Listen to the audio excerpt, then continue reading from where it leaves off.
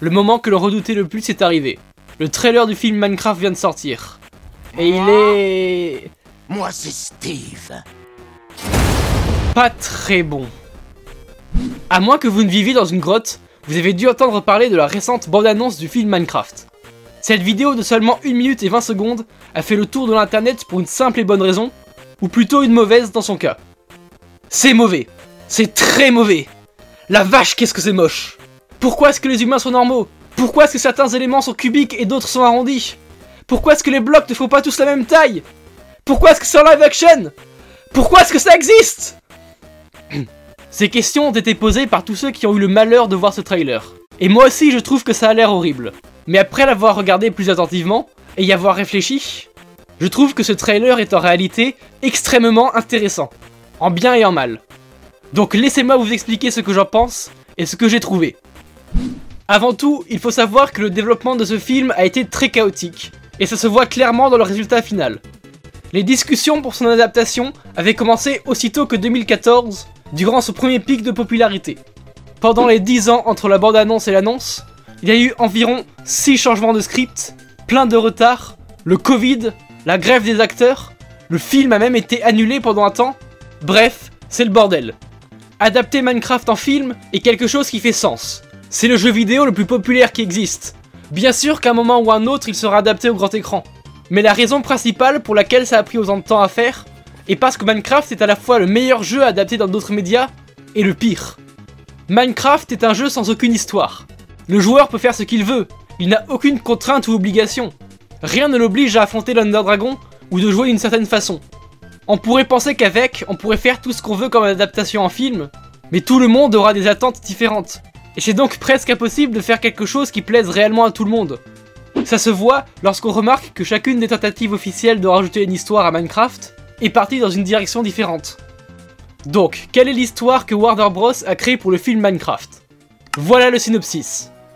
Bienvenue dans l'univers de Minecraft, où la créativité est essentielle à la survie. Alors que 4 outsiders, en anglais dans le texte, Gareth Garrison, Henry, Natalie et Dawn, se débattent dans leurs problèmes quotidiens, ils franchissent brusquement un mystérieux portail et sont projetés dans l'Overworld, un étrange monde cubique qui se nourrit de l'imagination.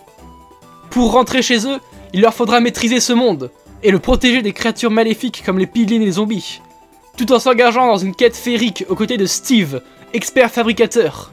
Cette aventure les poussera à se montrer audacieux, et faire appel à leur qualité singulière de créativité, autant de facultés dont ils auront besoin pour s'épanouir dans le monde réel. C'est juste Jumanji en fait. Avec ce synopsis, et ce qu'on a vu du trailer, on peut se faire une bonne idée de ce que sera le film. Un film pour enfants, sans trop de substance, et qui du coup risque de ne pas être très intéressant pour les gens qui ne connaissent rien à Minecraft. Je pense que ça pourrait être quand même marrant à voir, mais je suis loin d'être optimiste. Il y a bien quelques éléments rédempteurs qui pourraient sauver le film, mais je les garde pour une partie d'après. Car j'ai assez tourné autour du pot, la chose la plus flagrante du trailer, la première qu'on remarque, et celle dont tout le monde parle, le film est en live action, et c'est pas beau. On est censé être dans le monde de Minecraft, mais les acteurs sont complètement normaux. Le monde a cette sorte de photoréalisme bizarre, qui a l'air tout droit sorti d'un pack de textures réalistes. À part l'usage des couleurs, rien ne va. Il y a des plantes normales comme l'herbe, et des plantes cubiques. Les blocs ne font pas tous la même taille. Il y a des dalles de terre, c'est illégal. Les créatures ont des articulations. Les piglins ont des coudes, des épaules et des genoux. Ils sont pas cubiques. Si tu venais me dire qu'ils venaient directement de l'enfer et pas du Nether, je te croirais. Ça c'est pas le craft d'un saut. Et ça ressemble encore moins à un double saut qui n'existe pas. Ça tient même pas sur la grille. Jack Black ne ressemble pas à Steve, il porte littéralement juste un pull bleu. C'est du cosplay. Le problème avec le style graphique n'est pas juste que c'est en live action, c'est que c'est pas constant. Si ce monde n'est pas limité par le fait d'être cubique, vu qu'on voit que les bordures sont arrondies. Pourquoi est-ce qu'ils écrivent toujours en pixels? Si tout ne fait pas la même taille, qu'est-ce qui compte comme un bloc? C'est trop bizarre pour qu'on ne se pose pas des questions de ce genre. Ce film est un exemple parfait de la vallée de l'étrange. Plutôt qu'être entièrement en live action ou entièrement en animation, ils font une animation réalistique qui, bah du coup, ne colle pas. C'est juste... C'est tellement stupide comment ils l'ont fait. Ils auraient dû le faire en animation 3D comme les trailers de mise à jour, ou comme Minecraft Story Mode. Je suis loin d'être le seul à penser ça. Normalement YouTube cache le nombre de pouces rouges des vidéos, mais avec des extensions qui les remettent, on voit que la bande-annonce anglaise a 1,5 million de pouces rouges. C'est gigantesque! Plein de gens ont même refait le trailer en animation pour montrer que ce serait mieux ainsi. D'ailleurs, vu que je viens d'en parler, beaucoup de gens comparent le trailer avec Story Mode en disant que Story Mode est un meilleur film. Ce qui est un peu injuste vu que l'on a juste un trailer pour l'instant, mais en même temps l'argument tient la route. Story Mode, malgré ses défauts, est une histoire qui marche parce que c'est Minecraft. Tandis qu'avec le film, on pourrait le changer avec Terraria et ce serait basiquement la même chose. Le film n'a pas l'air d'être un produit qui représente Minecraft. C'est trop différent du jeu. Alors même que c'est censé être le même monde que celui-ci, ça ne se voit pas. À moins bien sûr que l'on fasse vraiment attention au trailer et que l'on connaisse la licence mieux que quiconque. Parce que si on regarde au-delà de son apparence repoussante, on remarque des petits détails très intéressants qui montrent qu'en réalité le film cache quelque chose de gros. Dans les arrière-plans, on trouve des références au jeu de base, comme la peinture de Zetterstrand. Mais surtout, on trouve des choses qui viennent de d'autres jeux de la licence.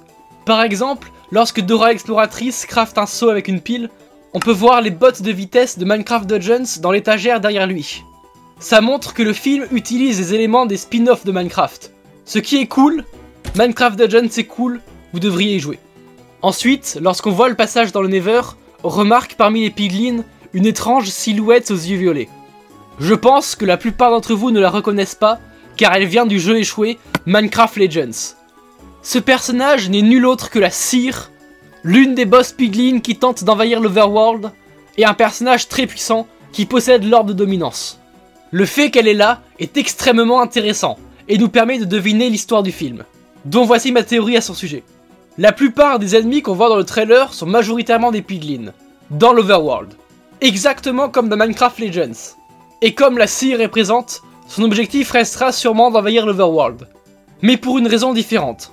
Dans le jeu, les piglins envahissent parce qu'ils veulent récupérer les ressources de l'Overworld, et parce qu'ils aiment se battre. Pour le film, je pense qu'il y a toujours ça, mais aussi qu'elle cherche à trouver Steve, afin d'avoir accès au monde réel. Au début du trailer, on voit les personnages sortir d'un portail du Nether bleu, qui d'après le synopsis, est relié au monde réel. Et Steve, venant du même monde, pourrait savoir comment y revenir. Ça pourrait expliquer pourquoi est-ce qu'il n'est pas retourné là-bas, et pourquoi on le voit dans le Nether dans une des scènes. Mais il manque encore quelque chose. Toujours avec le portail, on voit que l'enfant avec un pull rouge tient un cube bleu lorsqu'il en sort. C'est probablement ce cube que la Seer cherche. C'est sûrement la clé pour changer de monde. Et aussi, là c'est un peu tiré par les cheveux, mais je pense qu'il s'agit de l'orbe de dominance de Minecraft Dungeons. Après tout, dans Legends, on voit que la Seer possède cet objet. Et ce serait un MacGuffin parfait pour le film, vu que cette orbe cubique est en réalité la forme scellée du cœur de l'Ender, le boss final du jeu.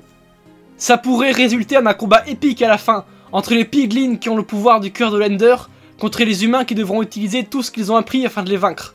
Ce qui serait super cool comme histoire, vu que ça utiliserait des éléments de toute la licence. Mais après, c'est juste une théorie. Je doute que c'est exactement ce qui va se passer dans le film, mais ça ne coûte rien d'être optimiste. Le choc des graphismes du trailer est déjà passé, j'espère juste que le film sera au moins amusant. Dites-moi dans les commentaires ce que vous avez pensé du trailer et de ma théorie. N'hésitez pas à laisser un pouce bleu, à vous abonner et à mettre la cloche. Et avec ça, je vous dis à la prochaine!